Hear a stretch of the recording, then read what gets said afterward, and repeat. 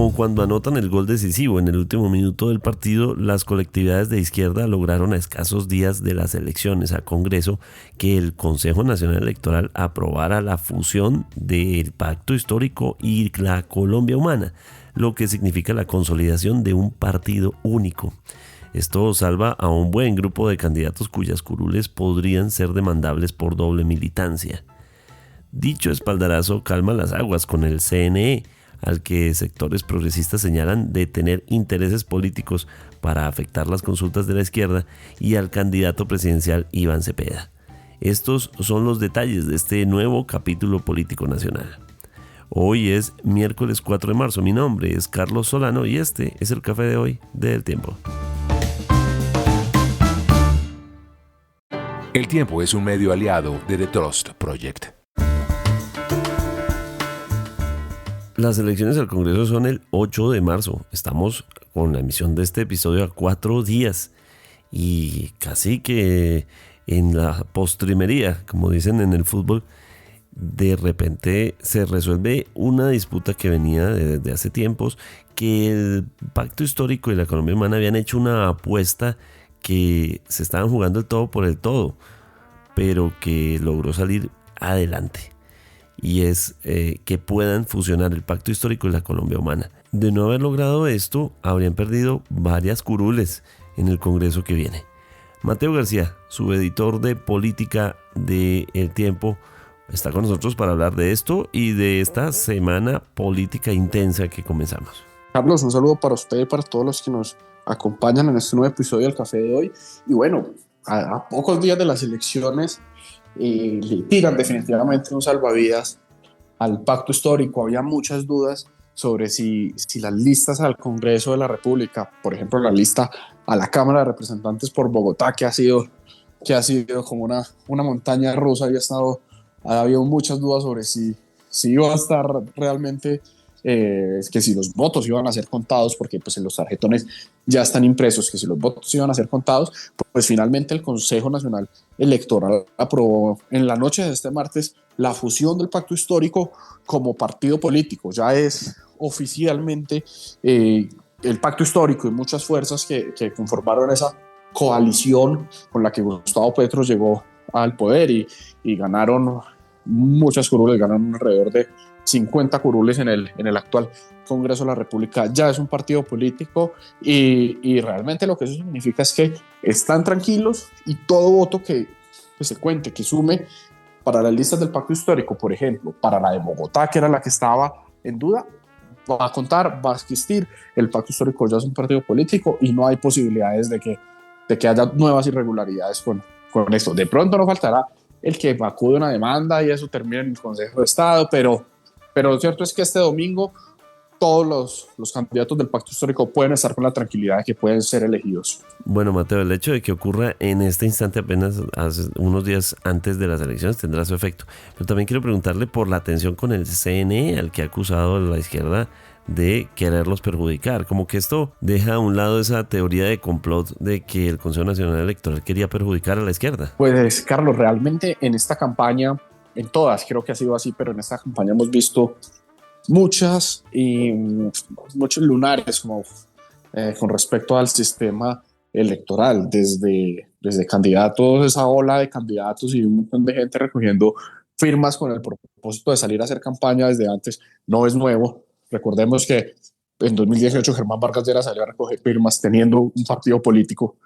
Eso no es nuevo, pero también hay un montón de cosas de gastos extraoficiales por fuera de campaña.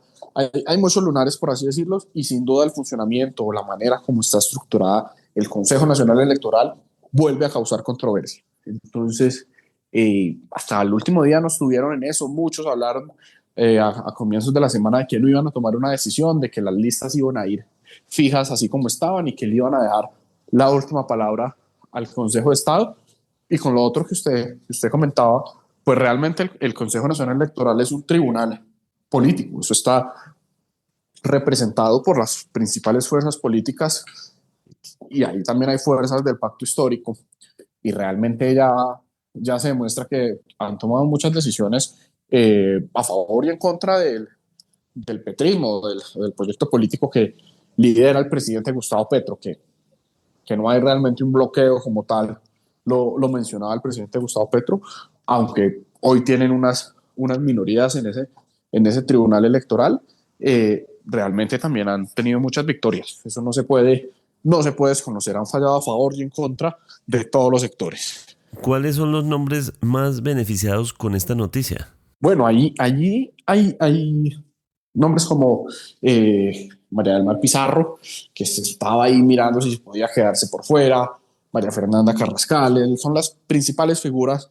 del pacto histórico en Bogotá, los más relevantes. El mismo Heráclito Landines, que es uno de los representantes más destacados del actual Congreso. Había mucha incertidumbre, ellos realmente, y así lo manifestó la representante María del Mar Pizarro en un trino la semana pasada, diciendo que tenía información de que los iban a negar la fusión, lo que implicaría para ellos un retroceso, y ahí estaban argumentando y estaban alimentando un poco la narrativa de un golpe. Eso va de la mano con esa tesis del presidente Gustavo Petro, que hay un fraude que está corriendo entre sus bases, y entonces ellos venían diciendo, nos van a dar un golpe, nos quieren que no ganemos, ni siquiera quieren que compitamos, pero finalmente esa narrativa se queda sin sustento alguno porque el Consejo Nacional Electoral falló.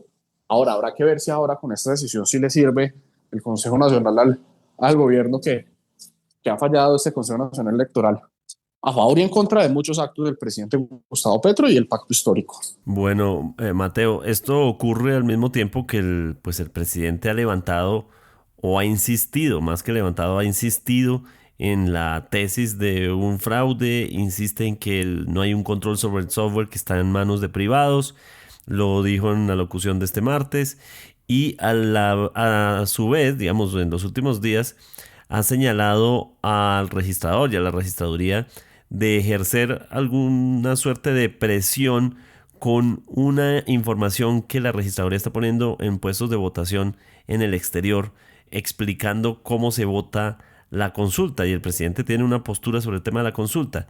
¿Qué se sabe de esto en este momento? ¿Y qué tanto se podría considerar realmente una suerte de publicidad política, como lo dice el presidente? Bueno, pues realmente muy curioso que la noticia de la fusión del pacto histórico se da, o se conoce más bien unos minutos después de que el presidente Gustavo Petro en la locución presidencial volvió a poner en duda la legitimidad del sistema electoral y volvió a alimentar esa narrativa de un supuesto fraude que ellos vienen alimentando, que se está, digamos que cocinando desde los sectores de la derecha, según el gobierno, de lo cual realmente la MOE y también las misiones de observación internacional que han llegado al país dicen que no han notado nada sospechoso. Por ejemplo, la ONU en una entrevista que publicamos en la edición dominical, lo único que menciona es que le preocupa mucho la injerencia de los grupos ilegales. Entonces, es curioso que se haya dado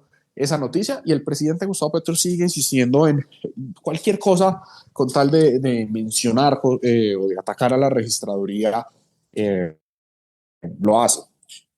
Estos tarjetones o esos tarjetones de la consulta, por primera vez desde que se hacen estas consultas interpartidistas, se van a entregar juntos. Generalmente, cuando usted fue a votar en el 2022, usted le tenía que decir al jurado de votación: quiero la consulta la verdad, perdónenme, no recuerdo los nombres de ese entonces, pero quiero la consulta de Petro y Francia, quiero la consulta de Pico y Char, quiero la consulta de Fajardo. Le tocaba pedir el tarjetón. Ahora, un tarjetón específico. Ahora, el registrador Penagos, argumentando que con esa petición de pedirle al jurado un tarjetón específico, se estaba vulnerando el derecho al que el voto es secreto. Ya se estaba sabiendo por qué consulta votó una persona. Entonces decidió realmente que los tarjetones debían ser un solo tarjetón para todas las consultas. Ahora, hay muchas alertas, muchas advertencias de que a la persona cuando una persona ve que hay 3 consultas en un tarjetón, cometa el error de votar las 3 consultas. Entonces, lo que está haciendo la registraduría con pedagogía electoral en el exterior, y seguramente lo vamos a ver acá en Colombia este domingo, es recordarle a las personas que solamente pueden marcar una X, una X por tarjetón. Él está diciendo, en el tarjetón de las consultas solamente vota una X. Pero va de la mano de eso, de que es la primera vez que los colombianos vamos a tener todas las consultas en un mismo tarjetón. La registraduría salió a defender porque dice Petro que eso es propaganda electoral. La registraduría dice que es pedagogía electoral y una de las funciones de la registraduría es hacer pedagogía electoral para que las elecciones, los comicios estén blindados y evitar que haya votos nulos por un error como este cuando nos vamos a enfrentar a un tarjetón nuevo como colombianos. Esa es la explicación de la registraduría ante los nuevos señalamientos del Petro sobre estos mensajes que han aparecido en los consulados. Bueno, Mateo, y en este punto, a tan solo unos días, ¿cómo se ve la seguridad y las garantías para el proceso electoral en las regiones? El tema de seguridad que es muy delicado siempre, pero que de todos modos la ONU, como usted señaló, ha advertido de las amenazas que hay en diferentes sectores para que la gente no pueda votar por los candidatos que quiere. Claro, realmente eso como lo dice el registrador Penagos, es el verdadero fraude electoral. Que muchas personas no puedan votar por quien quieran y estén obligadas a votar por los que los grupos ilegales quieren que voten. Y no es un secreto que en los últimos años se ha expandido el control territorial de estos grupos ilegales.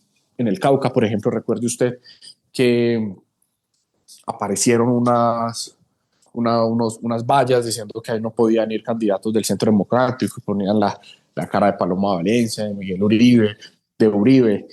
Hay casos como el de Lina María Garrido, actual representante de la Cámara de Cambio Radical, de Arauca, que lleva meses, si no es más de un año o 2 años sin poder ir a su departamento y no pudo aspirar a la Cámara de Representantes nuevamente porque no podía hacer campaña en Arauca, y por eso el partido también, en parte, pues también fue una representante destacada, pero el partido decidió buscarle o incluirla en la lista del Senado porque no se puede hacer campaña. Entonces realmente sí, las preocupaciones son muchas. Sin duda algunos grupos ilegales se van a mover en ese sentido. Hay muchas irregularidades en los municipios donde se votan por las curules de paz, las 16 curules de paz. Hubo mucha transhumancia, hubo mucho lo que se conoce como trasteo de votos, y hay unos candidatos ahí muy cuestionados también. Entonces hay mucha preocupación. El ejército y el gobierno dicen que todo está dado y que va a haber garantías de seguridad, pero lo cierto y la pregunta, como bien lo decía la ONU en Naciones Unidas en esta entrevista, es que si se preguntaba si había verdadera democracia cuando las personas no podían salir a votar libremente.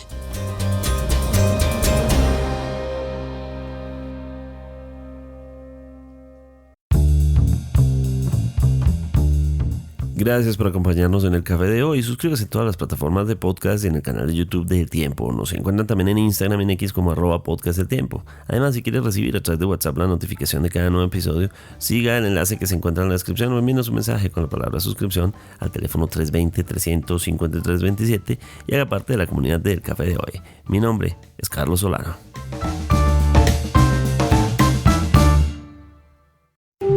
Podcast El Tiempo.